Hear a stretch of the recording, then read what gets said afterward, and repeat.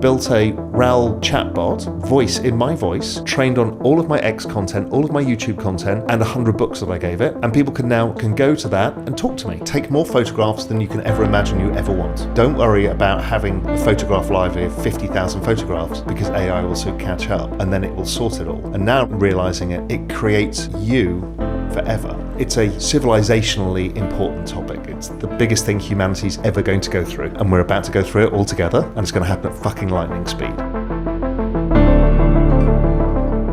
Thanks. Yeah. The super smart people in general, but I would say I know more of them in crypto, because I'm in crypto, right? Super smart crypto OGs, they actually say we don't know what's going to happen, but they're preparing for different outcomes. Yeah. They have the farm in Patagonia or in New Zealand. Like, it's kind of a common theme in the very, very successful and rich people in crypto, right?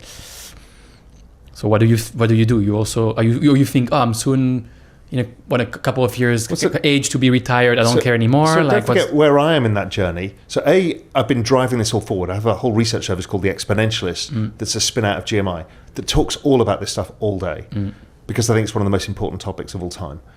In fact, it's a civilizationally important topic. It's the biggest thing humanity's ever going to go through. And we're about to go through it all together, and it's going to happen at fucking lightning speed. So, firstly, don't ignore it, be involved. Understand it, use it. Secondly, when you project forward into the world, we don't know what it means for jobs and how we accrue wealth and all of these things. But I do know that what do humans do better than anything else? What's the one thing humans can do that the AI can't do? Is be humans. And you know that the difference between doing an in-person podcast versus a Zoom podcast. That's why I'm white. That's right, you're pasty, white, tired, because you're on a plane all the time. But it's a different energy. And so, because humans, we give off pheromones, we're just social creatures. So humans being humans is going to be very important. And this is the rise of communities and all sorts of stuff, both physical. Why are we all in Dubai? I mean, here's the insanity. Somebody said to me, why aren't there any stock market conferences where 20,000 people turn up? I'm like, that's a very good point. It's a very good question, yeah. And it's because there's so much money in this space. Everyone has their hopes and dreams in this space. There's opportunity, technology, all of this stuff. But also, we're so terminally online, us lot in fucking crypto, that it's just nice to get together, have a beer, and give somebody a hug, right? It's just simple things. So I think that is important. So now I understand the hug when you arrived. That's right. It's always that, right? And I always do, because we spend so long online. Yeah. And then, so the counterpoint to all of this is nature. Yeah. So human experiences, being human, and nature. And that's one of my things about Little Cayman for me, is like, that's nature. That's my escape. The robots are not going to take over Little Cayman anytime soon. So it's the counterbalance to being even more online. And if I think about what I'm doing, I've already developed an AI Raoul that reads the news every day. The news is written by AI as well. On the other side, I've built a Raoul chatbot, voice in my voice, trained on all of my X content, all of my YouTube content, and 100 books that I gave it. And people can now, on Real Vision users, can go to that and talk to me. Soon, those two technologies merge. And then, what does it mean for podcasts? What does it mean for media? Everybody's media is going to be different. Choose your own adventure. I think it's amazing. People are scared. I think it's amazing. I'm thinking about the day. I mean, if I ever have kids, for example, or friends, right? Or you've got to get a girlfriend first, Kevin. Yeah. That involves not running around the world every minute. I have a pudgy penguin. For a start.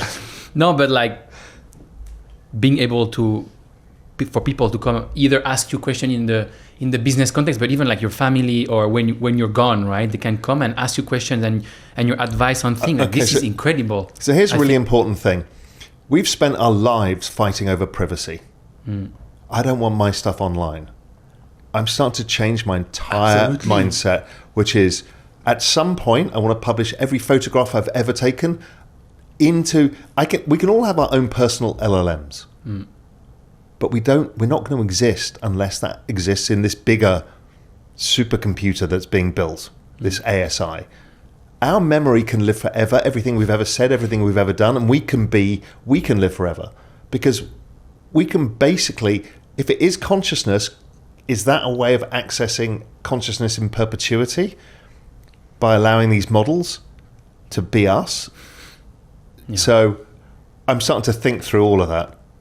Makes a lot of sense. And 6529 was the guy who made me think that. It was 2 years ago. He wrote a thread. He's really smart, and he wrote a thread about photographs. I'm not a good photograph taker. Snaps of friends and doing this. I just don't do it.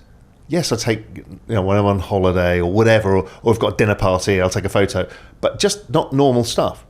And he's like, take more photographs than you can ever imagine you ever want, because it's important. And I'm like, what the fuck is he talking about? And then he goes on to explain is don't worry about having a photograph library of 50,000 photographs, because AI will soon catch up and then it will sort it all. And now I'm realizing it creates you forever. So imagine if you've got 50,000 photographs of you and your friends. Well, in a metaversal world, you can be rendered in a 3D digital way. You've got maybe your entire thought process, because every email you've ever written, every text message, every voice call, everything eventually will feed the AI, your AI or the bigger AI. And therefore, maybe you live forever. Are you alive or dead? I don't fucking know.